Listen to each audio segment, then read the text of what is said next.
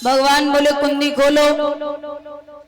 अब जैसी आवाज लगाई कि कुंडी खोलो, विदुरानी बोली आप खोलो, विदुर जी बोले आप खोलो। विदुर तो पीछे वाले दरवाजे से निकल गए, विदुरानी ने किवाड़े खोले, प्रणाम किया। भगवान बोले कुंडी खोलवे में बड़ी देर लगाई दी। सो विदुरानी बातें बनाए के बोली नहाए रहे थे।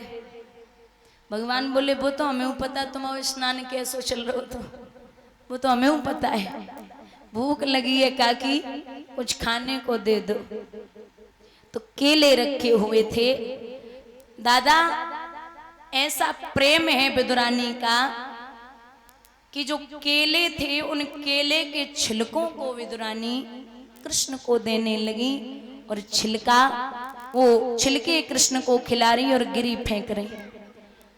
काफी देर हो गई, कृष्ण बड़े चाव से छिलका खा रहे।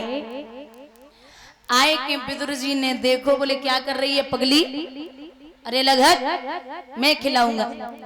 अब विदुर जी गिरी खिलाए रहे और छिलका फेंक रहे। कुछ देर बाद सवाल कियो कन्हैया सच बोलना, जो स्वाद काकी के छिलकों में था उस गिरी में है या नहीं है। भगवान बोले काका चाहे बुरा मानो या भला, जो स्वाद काकी के छिलकों में था उस गिरी में नहीं है। आप जानते हो ये छिलका और ये गिरी है, लेकिन मेरी काकी प्रेम के भाव के चक्कर में ये जान ही नहीं रही थी कि मैं क्या खिला रही हूँ। मैं हमेशा भाव का और प्रेम का भूखा रहा हूँ।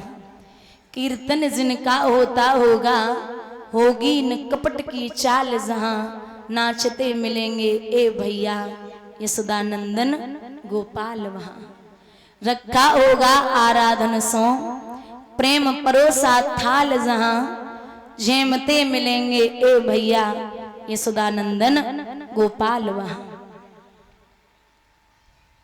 ऐसे प्रेमी भगवान स्वयं गरुड़ पे बैठ के ध्रुव के पास पहुंचे। हजारों बार पुकारा, लेकिन ध्रुव के अंतःकरण में प्रभु की मूर्ति बसी हुई है। ध्रुव के अंतःकरण में प्रभु की मूर्ति बसी हुई है। जरा सी ठोकर मारी, ध्रुव मुंह के बल जमीन पे आने ही वाले थे। भगवान ने हाथों में ले लिया। बाबुल की सूरत देख देख ध्रुव जी टकटकी लगाई है, और जब याद मात की आई गई, नैनन से आंसू आए गए। ध्रुव जब रोए हैं तो जवाब दिया क्या हुआ बेटा,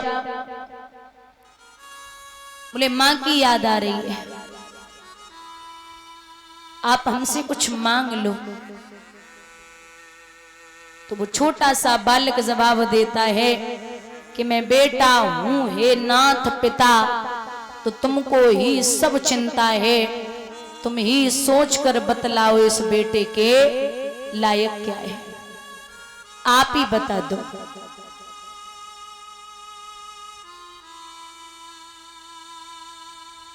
तो भगवान बोले अगर ऐसी बात है तो सुनो। प्रस्थिते तु वनम पित्रा दत्वांगानर्वशस्त्रियः सटस्त्रश्रमदर्श्य शास्त्रम रक्षिता व्याहतेन्द्रियः। बोले आपको राज्य की वजह से निकाला गया था, मैं आपको वरदान देता हूं कि लाला 1-2 वर्ष नहीं 36,000 वर्ष तक अयोध्या नगरी का राज करोगे। 36,000 वर्ष तक। और मैं एक निवेदन करूंगी कि कभी, पहले तो हम और आप इतने बड़े भक्त हैं नहीं, और बाई चांस कभी भगवान प्रसन्न होके आ जाएं तो भगवान से कभी भी सोना चांदी मत मांगना। अगर कृष्ण बोलें कि आपको क्या चाहिए तो भगवान से कहना कि मुझे आप ही चाहिए। जब वो होगा तो आपको किसी और चीज की जरूरत नहीं होगी। क्योंकि जब राम जी लंका से विजय प्राप्त करके आए तो विभीषण को लंका का राजा, सुग्रीव को पंपापुर का राजा, और जो स्वयं प्रभु ने राजगद्दी संभाली अयोध्या नगरी की, सबको राजा बनाया गया। लेकिन प्रभु के जो सबसे प्यारे भक्त हैं पूरे कांड में जो रहे, जिनका क्या नाम था? राम जी के सबसे प्यारे भक्त कौन है? हनुमान जी। हनुमान जी ने कुछ नहीं मांगा। तो एक दिन बैठे थे रघुबर, बोलिए हनुमान इधर आओ। जी मालिक। प्रभु ने कहा कि सबको राजा बनाया गया, आपने मेरी बड़ी सहायता की, आप भी कुछ मांग लो। तो हनुमान मुस्कुराए के बोले नाथ हमें कुछ नहीं चाहिए। अरे कुछ तो मांगो, मेरी इच्छा है। नहीं प्रभु कुछ नहीं चाहिए। अच्छा ये बताओ कहां का पद दे दे? कहां का पद?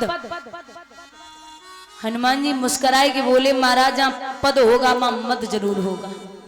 मद माने घमंड, अहंकार। बोले जहां पद होगा वहां मद जरूर होगा। अच्छा तो कहां की गद्दी दे दे? बोले नाथ जे गद्दी से तो दूर ही रखो। क्यों? जे जितने गद्दी वाले हैं सब बहुत बड़ी जल्दी बनते हैं। मतलब बोले अब देख लो गद्दी वाले भूतपूर्व प्रधानमंत्री, भूतपूर्व मुख्यमंत्री, भूतपूर्व जिला अध्यक्ष, भूतपूर्व जिला पंचायत सदस्य, भूतपूर्व प्रधान जी, जितने जो गद्दी वाले हैं इनके आगे भूत जरूर लगते हैं।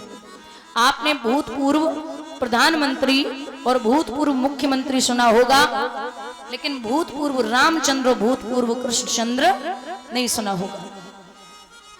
थे, हैं और हमेशा रहेंगे। अच्छा तो फिर क्या चाहिए?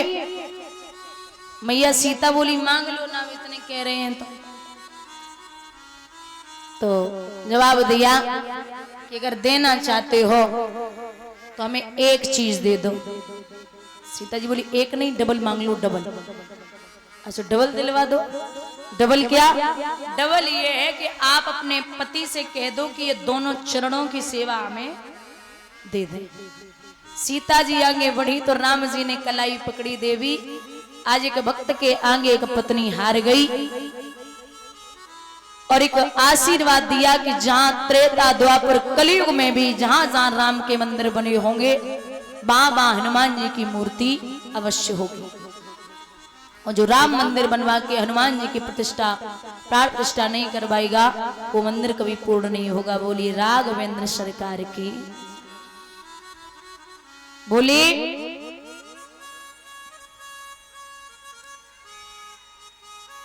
36,000 वर्षों का राज्य के लिए बोल दिया। कहा जाओ ऐरावत पे बिठवाया गया। सबसे पहले आप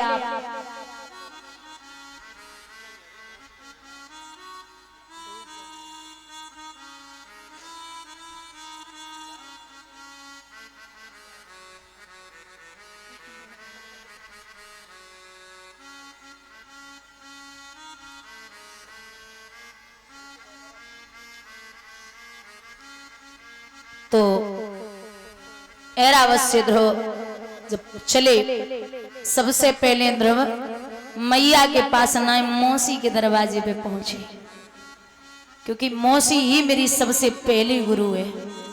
अगर मौसी ऐसे न कहती तो मैं कभी भगवान को प्राप्त नहीं कर पाता। अब आपको बता दें कि कस्तूरी की क्यारी करी और केसर की बनी खाद, पानी दियो गुलाब को पर रही प्याज की प्याज।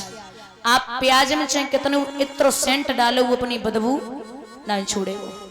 वही मौसी की हालत है। ध्रुव ने कसम दी तो एक दासी से बोली है रानी कि बहन तनिक जहर ले आ, जो मैं खा कर के मर जाऊं। इस बच्चे को मैंने चबूतरे से नीचे फेंक दिया था, आज वो प्रभु को प्राप्त करके आ रहा। तो दासी जवाब दे रही तब डाय ने बने धक्का मारो, अब जहर मंगाए रही हो, मिटनी नाय कारों चरोय के का छुटाए। क्षमा याचना मांगी। वहां से लेकर के मौसी जब मैया सुनीति के पास पहुंची, एक बात और है परीक्षित, जो सुनीति है अकेले ध्रुव की तपस्या से भगवान प्रसन्न नहीं हुए। 6 महीने की तपस्या ध्रुव की और 6 महीने की तपस्या ध्रुव की मां सुनीति की। जिस दिन से लाला निकला था उस दिन से मैया अंधी हो गई थी और पानी की एक बूंद अपनी जिह्वा पर नहीं रखी। पानी की एक बूंद अपनी जिह्वा पर नहीं रखी।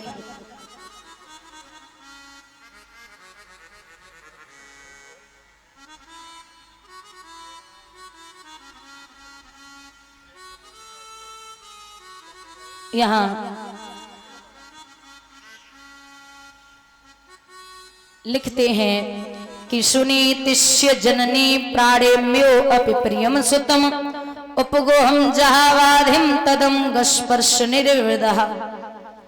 मैया सुनीति ने लाला को छाती से लगायो और छाती सुन लगाए कि एक बात कही है, बच्चा लेके लला को गोद सुनीति फूटी फूटी के रोई, बतलाए दीजिए लाल रे के दर्शन हुई है।